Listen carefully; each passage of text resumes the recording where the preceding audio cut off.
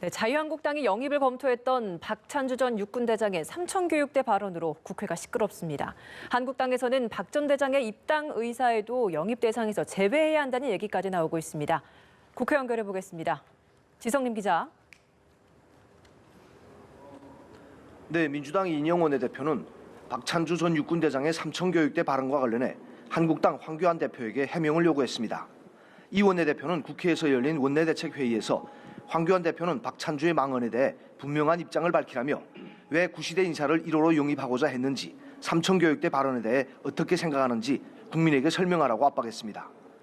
이 원내대표는 박 전 대장의 생각과 황 대표의 생각이 같은지 거듭 해명을 요구한다며 제1야당이 한국당이 극우 정당화되는 것은 아닌지 국민이 걱정에 대해 정직하게 대답해 주길 기대한다고 촉구했습니다. 한국당 황교안 대표는 삼천교육대 발언으로 논란을 일으킨 박찬주 전 대장을 영입 명단에서 제외하는 방안을 검토 중인 것으로 알려졌습니다.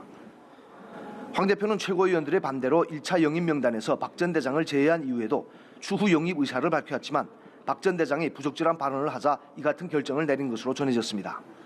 황 대표는 오늘 아침 박 전 대장이 영입 대상에서 배제됐냐는 기자들의 질문에 국민의 관점에서 판단해야 할 것 같다고 대답했습니다.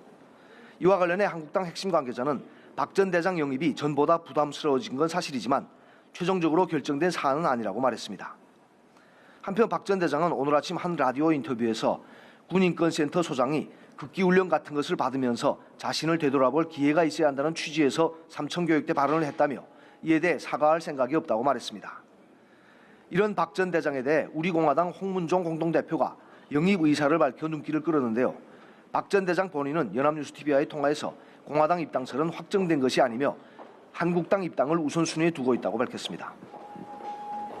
네, 민주당은 본격적인 총선 체제에 돌입한 모양새입니다. 또 한국당에서는 연일 정의용 국가안보실장과 강기정 청와대 정무수석 등을 향해서 공세를 높이고 있는데 오늘 여야의 움직임 정리해 주시죠.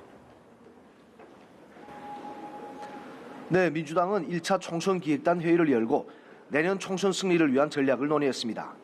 민주당은 어제 윤호중 사무총장을 단장으로 하고 양정철 민주연구원장, 소병훈 조직부총장, 이근영 전략기획위원장 등 15명으로 구성된 총선 기획단을 출범시켰습니다. 오늘 첫 회의에서 기획단 위원들은 상견례를 하고 기획단의 운영 방향에 대해 논의했습니다.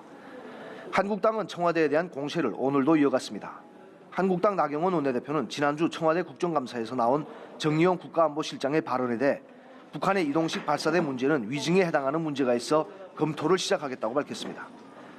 또 국감 당시 강기정 정무수석의 태도에 대해서도 정 실장의 국민 기만을 지적하는 야당 원내대표에게 갑자기 고성을 지르며 뛰어든 강 수석의 태도는 결코 묵과할 수 없는 만행이라며 국회 회의를 방해하고 국회를 모욕한 강 수석에 대해 청와대는 책임을 물어야 할 것이라고 촉구했습니다.